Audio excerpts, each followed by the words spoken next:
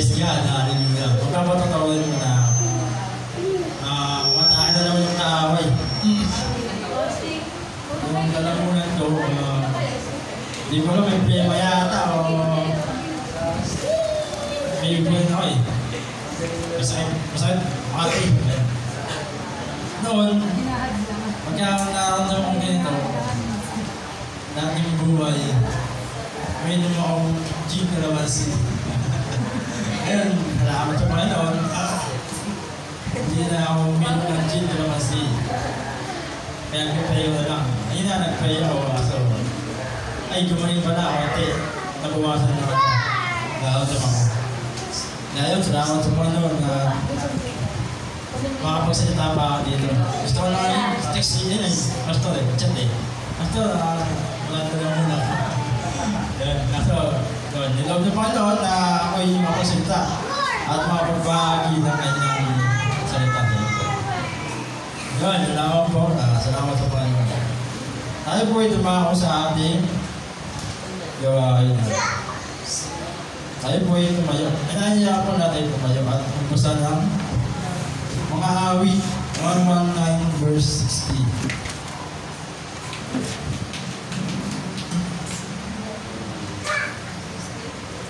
60. 60. 119. Makibukas po tayo sa Awit chapter 119 verse 60. Kaya nga, ako'y nagdumali upang hindi mo mabalag. Sa hangad kong masunod na ang bigay mong kautusan. Amen. Amen. Ano po yung manalangin? Maraming banal. Mga pangyayari ng Diyos sa lahat, Panginoon. Ikaw, Panginoon, na nakakasaliksik ng aming mga puso, Panginoon. Salamat, Panginoon. At Lord, kami ay makarating sa iyong templo na ito, Panginoon. Patawarin mo kami, Panginoon, sa aming mga pagkukulang sa iyo, sa pag-misyon, pagkukulang sa iyo, Panginoon, at sa pagsasabuhay ng aming mga nalalaman sa iyong salita, Panginoon. Patawad o, Panginoon, kami minsan ay hangal, minsan ay mga Panginoon, sa iyong salita, Panginoon. Muli, maraming salamat, Panginoon. Ito po aming dalangin sa pangalan ni Jesus. Amen. Yun. May nakakaalala po ba ng verse na ito? Ay, mga awit na eh. Maraming nasulat dito. Si David. David po masala. Mas maraming nasulat si David. Kasi si David, yung puso niya, mga pamagit pala natin, clean heart. Clean heart. Nakikita natin yung David, paano siya naging yung puso niya, paano naging malinis sa paningin ng Diyos. Sabi dito sa mga awit, English muna. I will hasten and not delay to obey your commands. Yan. Ako'y nagmamadali at hindi na ang tala masundin ang iyong mga utos. Awit ni David. Nakasulat niya ito nung nung magkasala siya kay Bathsheba. Si Bathsheba yun, yung babae na naakit siya at yun na, napagkasala niya. Kung alam natin ang kwento nun, yun, alalaman natin ang mga pagkakasala ni David at kung paano niya pinagtakpan yun na yung asawa ni Bathsheba, ipinapapatay niya pa. Kasi nais niya makuha talaga o maangking si Bathsheba, mga kapatid. Yun. Hanggang sa nagkapatong-patong na yung pagkakasala ni David. Sa ating buhay, minsan nagkakatagpo.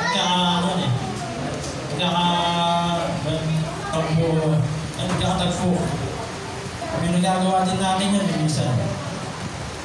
Mali pala yun, mga kapatid. Kaya tayo, ikitin tayo sa Panginoon Diyos.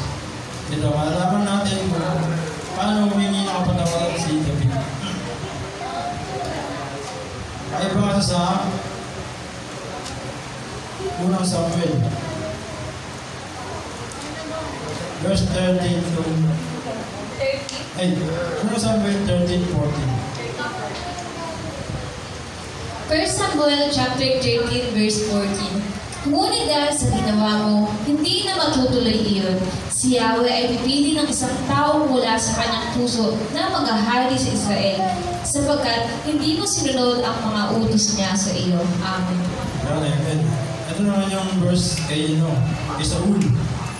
Na nagkamali si Saul kasi hindi niya naintay yung pagdating ni Samuel. Kaya gumawa siya ng sariling diskarte.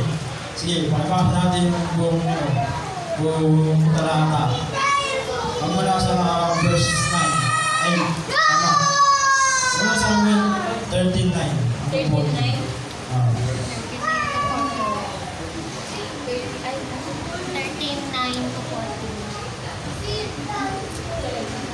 Sinabi sa kanya ni Samuel, malaking kasalanan yung ginawa mo. Kung sinunod mo ang inuutos sa iyo ni Yahweh na iyong Diyos, ang sakahayan mo sana ang maghahari sa buong Israel habang panahon. Ngunit dahil sa ginawa mo, hindi na matutuloy iyon. Si Yahweh ay pipili ng isang taong mula sa kanyang puso na maghahari sa Israel. 9-40. Kaya nagpakuha si Saul ng handog na susunugin at handog pang kapayapaan. At siya na ang maghahandog ng mga ito. Pagkatapos lamang niya maghandog nang dumating si Samuel, sinalubong siya ni Saul at binati. Tinanong niya si Samuel, bakit mo ginawa iyan? Sumagot siya, ang mga kasama ko ay isa-isa na nag-aalisa. Nariyan na si Mikmas, ang mga Pilisteo. At ikaw naman ay hindi dumating sa oras ng ating usapan. Ako'y nangambang lubusin kami ng mga Pilisteo rito sa Gilgal, na hindi pa ako nakapaghandog kay Yahweh, kaya napilitan akong maghandog. Sinabi sa kanya ni Samuel, malaking kasalanan yung ginawa mo. Kung sinunod mo ang inuutos sa iyo ni Yahweh na iyong Diyos, ang sambahayan mo sana ang maghahari sa buong Israel habang panahon. Ngunit dahil sa ginawa mo, hindi na matutuloy iyon. Si Yahweh ay pipili ng isang tao mula sa kanyang puso na maghahari sa Israel, sapagkat hindi mo sinunod ang mga utos niya sa iyo. Amen. Amen. Praise God. Ayun. Si Yahweh ay pipili ng isang tao mula sa kanyang puso. Ayun. Ating Panginoon, napusuan si David, kaya sumunod si David na naghahari sa Israel. Sapagkat hindi mo sinunod ang mga utos niya sa iyo. Amen. First points, yung puntos. Delayed obedience is delayed blessing. Si Saul, natakot kasi parang yung mga kalaban niya, mga kaaway. Yung mga kasama niya, umaalis, iniiwan siya. Kaya, nag-discard niya sa sarili, gumawa sa sarili ng paraan. Nagandog siya kay Yahweh. Kaya, nung matatang ni Samuel, sabi niya, nagkakamali ka. Bakit ginawa yan? Delayed obedience is delayed blessings. Pagka tayo ay nahuhuli sa pagsunod sa ating Panginoon, minsan nahuhuli rin ng pagpapahala. Yun. Yun ang ating puntos. Ikalawang puntos. God does not ask for our approval. Ang Diyos ay hindi nagtatanong ng approval. Ano tagal ng approval? Sangayon. Ano? Sangayon. Pagsangayon. Di ba siya Tagalog? Kung English nila kayo. Yun, pagsangayon mga kapatid. Kung siyempre Diyos yun. Ikaw, tao mo lang. Ikaw po sasangayon sa Diyos, ay kalooban nga ng Diyos ang susunod eh. Diba mga kapatid? Yun, hindi yan sisimba. Hindi ka dumato sa gawain. Nagsarili discount ka na, diba? Yun, papaluin ka ng Panginoon. Kaya, hindi sumasakayan sa gawa mo. May sarili kang discount niya, diba? Amen, please. Ikatlo. pride, doubt, and comfort are enemies of obedience. Ang meron pang obedience. Beta, tuloy na.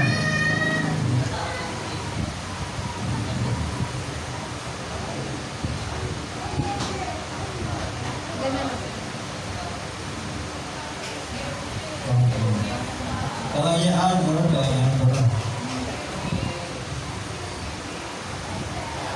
Ang pride at ang pag-alinlangan at ang comfort ay kaaway daw ng kalayaan, wala kalayaan. Grabe. Pag-obedience. Kasi parang pagka sinunod yung Panginoon, kasi sumama ko yung lesson natin. Magkakaroon tayo ng kalayaan. Hindi man dito sa lupa, sa langit, mga kapatid. Sabi nga sa ibang talata, di ba? Maging po kayo ng kayamanan sa langit o sa lupa. Kalayaan, mga kapatid. Kaya yung mga friend natin, enemies pala yan, mga kapatid. Enemies, pride, doubt, enemies pala yan. Gawa ng kaaway, mga kapatid. Kaya ingat tayo, mga kapatid.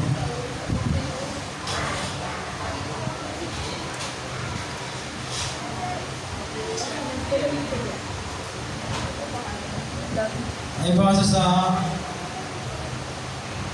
mga awit 5:10.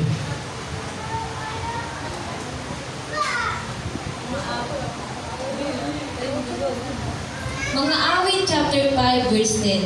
O Diyos, sila'y sana iyong panagutin sa sariling pakana. Sila'y iyong pabagsakin sa dami ng pagkakasala nila.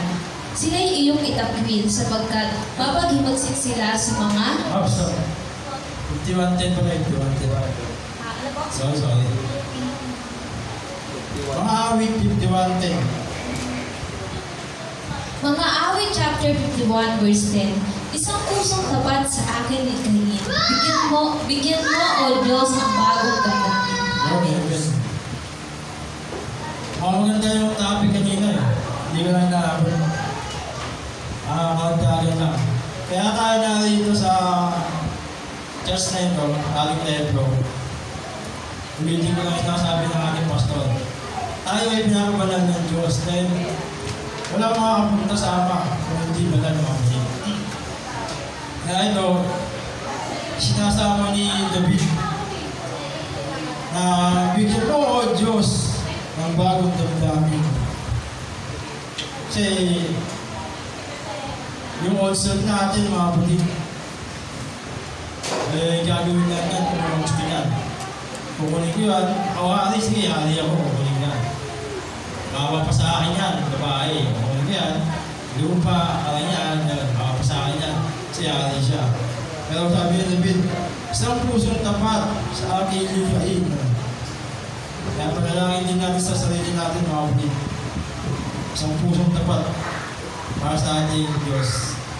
Bigyan mo, Diyos, ng bagong damdamin. Create in me a pure heart, O God, and renew a steadfast spirit within me. Renew the spirit. Kaya mga kapatid, tayo, sabi nga, ulitin natin. Kaya tayo na ito sa church, pinapabalan tayo ng Diyos. Diba, Amen, praise God.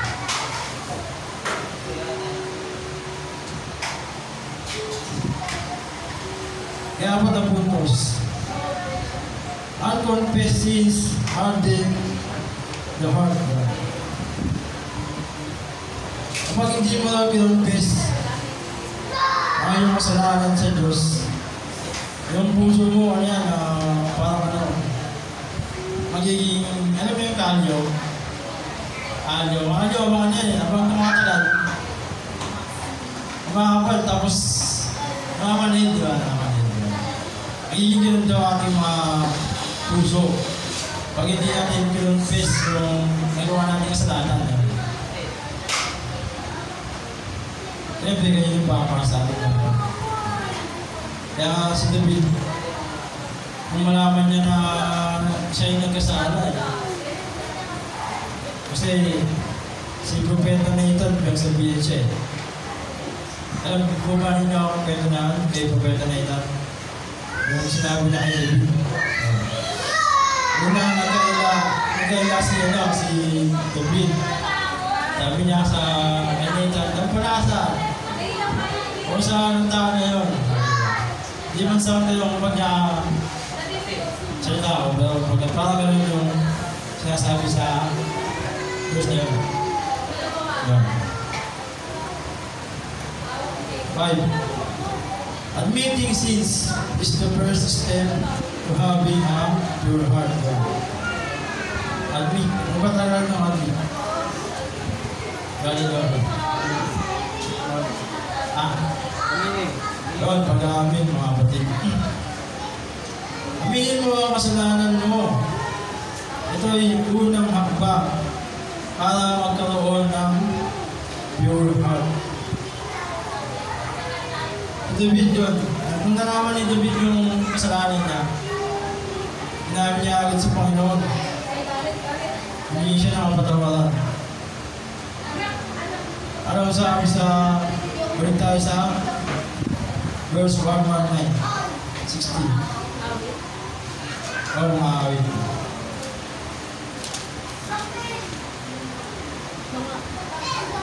Mga awit chapter 119 verse 16. Kaya ako'y nagdumali upang hindi mabalang sa hangad kong masunod ang bigay mong kautusan. Amen. Ano ang mabala? Ang tagal po ng pastor, ano ang pastor? Mabala. Mabala. Hindi rin malalim. Mabala. Mabala. Wala, mabala mo. Kaya ako'y bumalik. Wala mo yun. Tagalog. Yan, mabalam. Hindi na mabalam, mga hindi na magkamali, mga hindi na magkamali. Sangat kung sunod na mayroon mga butos. Yun ay best siya. Kaya nung kasama si David, umiiyak ulit siya ng mapatawaran, tapos gusto niya magkaroon na ng pusong malinis mga kapatid. Yun ay best.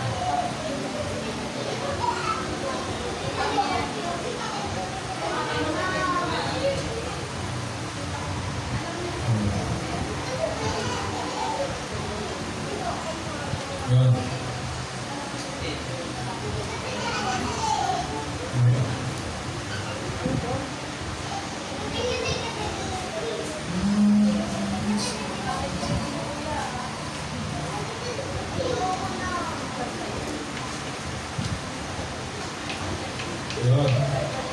Point number 6. The shadow of guilt disappears in the light of grace. Nanino ng ating mga pagkakasala minsan. Ayun, nakikita pa natin kahit pagka matulog na tayo, pagka naginip, matili ang mabala. Kapahan din ang ating sa pagkakasala. Yun, ulit. The shadow of guilt disappears in the light of grace. Yun nga, yung mga kasalanan natin, pagka nakikita natin, yan, kanyari sa ilaw, sa anino natin ang pagkakasala natin na hindi pa natin naihiling ang patawaran. Tayo yun. Baga parang may guilty tayo sa ating sarili. Lagi namin siya may isip, makonsensya, mga gano'n. Kasi, hindi pa namin naihiling ang sorry. Magtagal, mas mababaw. Kaya upang hindi na magtagal. Yun.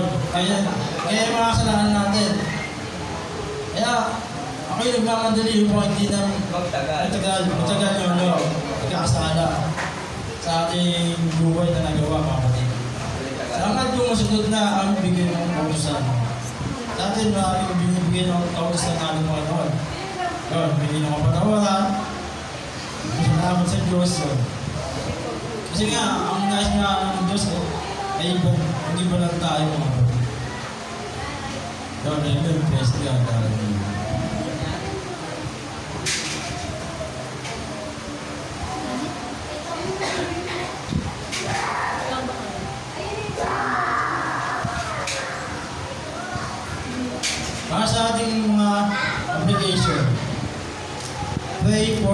your heart. Sino nananalangin ng ganito mga kapatid? Meron po ba mga kapatid? Pray full of your heart. May nananalangin ba? Yes. Yun, amen. Kung wala, manalangin na tayo ng ganito mga kapatid. Kaya si David naging matuwid sa sa ating Panginoon eh.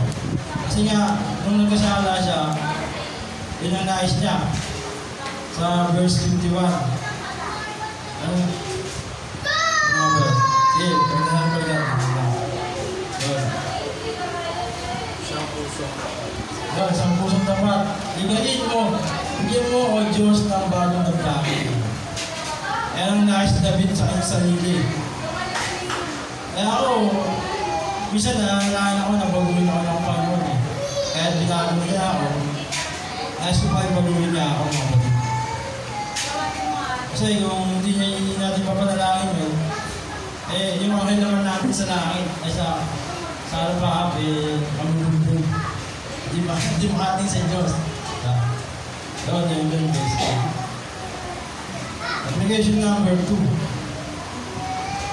Be courteous enough to say sorry. Courteous. Matagalog ng courteous, Sister Megan. Matapang ba? Matapang.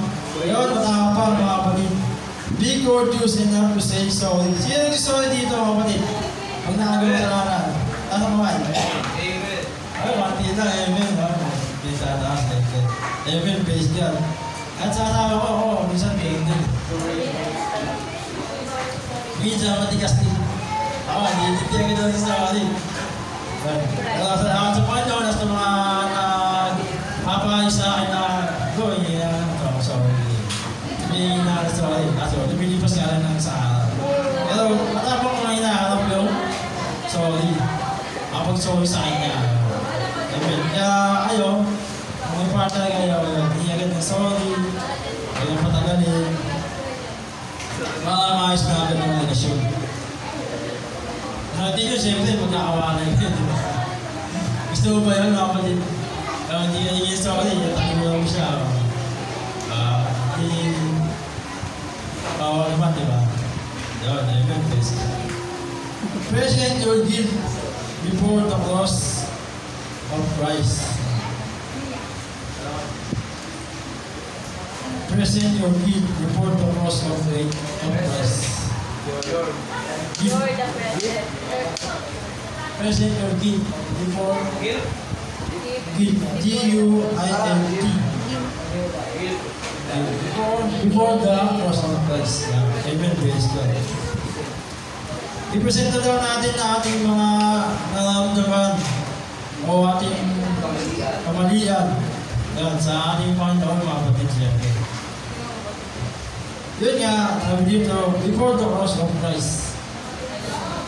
Tayo ay nilinis na ng ating Panginoon sa cross. Tapos na ang lahat, sabi niya, it is finished. Kaya, kung ikaw ay magmamatigas sa kasalanan mo, inakatake ka ng kaaway. Na, sorry, kung gawin na, mali mo siya eh. Tama ka. Ganun ang kaaway. Sisinuri ka niya na hindi mo nalalaman mga kapatid. Kaya, sabi nga sa ibang talata eh, maging mapagmatsyag kayo at maging matalino. Kung matalino, mas matalino si Jesus.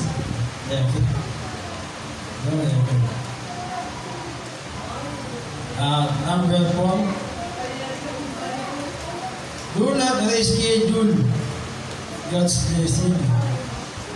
Huwag natin gagawin mamaya o isang tabi.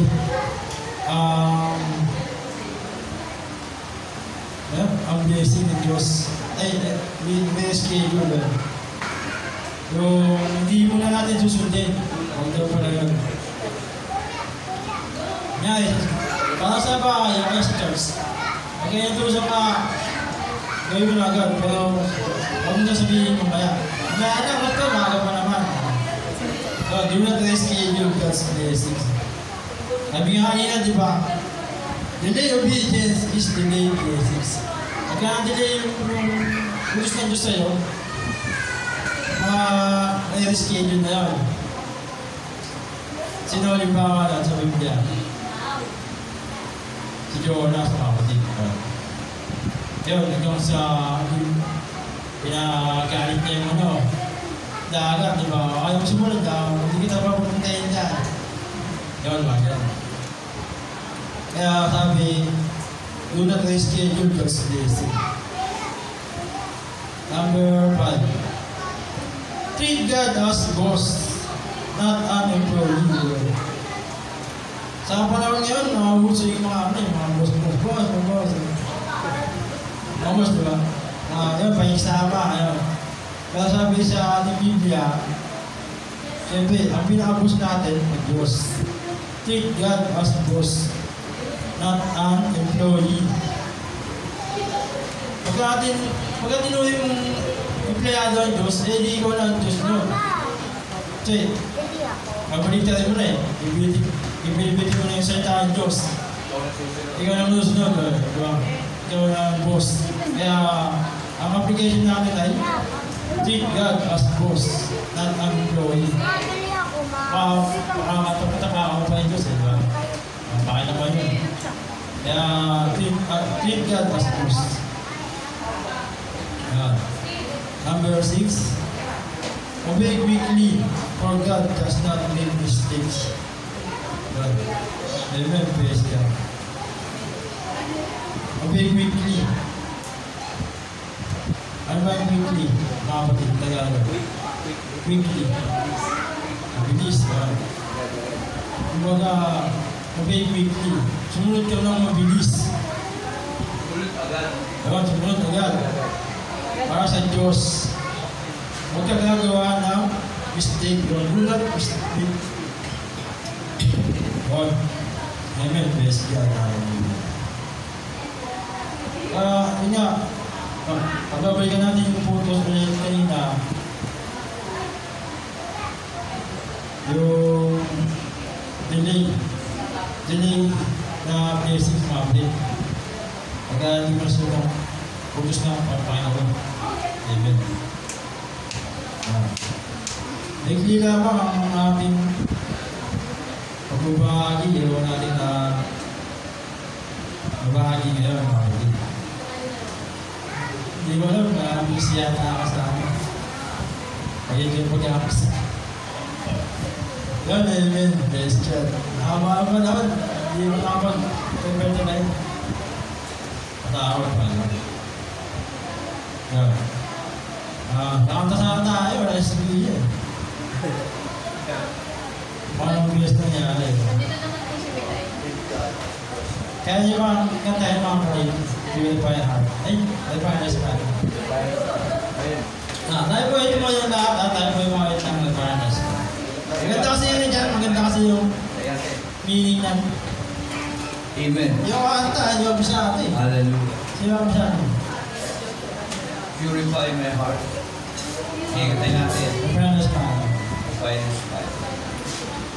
Hallelujah. Salamat Panginoon sa umagang ito, Panginoon, sa iyong mensahe, Panginoon, na ibigay kalakasan sa amin, kagaya ng buhay ni David, Panginoon, na makasala siya, Panginoon. Kagaya niya, Panginoon, na humiling sa awit 51:60, Panginoon, puso na malinis. Ganun din naman kami, Panginoon. Purify our heart, Panginoon. Dahil wala kaming pangnais kundi kaluguran mo, Panginoon, ang aming mga buhay.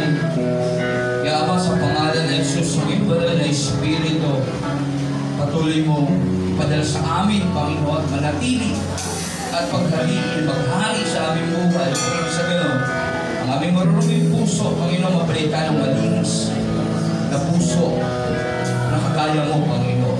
Dapat mabuhay sa buhay na. Rita, Panginoong Jesus.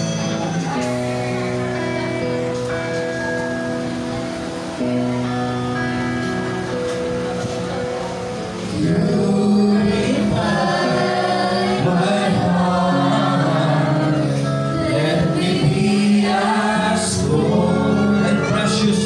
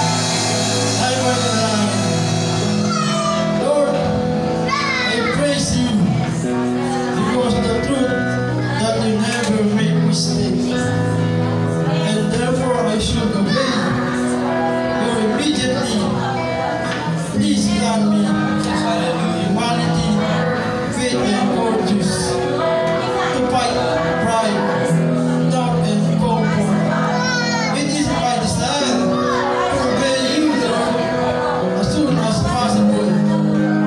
Do not allow me to miss your blessings just because I fall to obey quickly.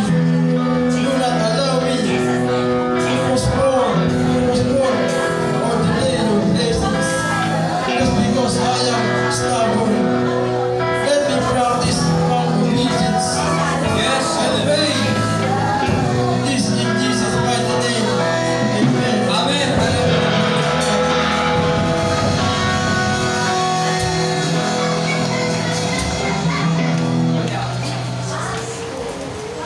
Yan, salamat sa Panginoon sa buhay ni Brother Rod.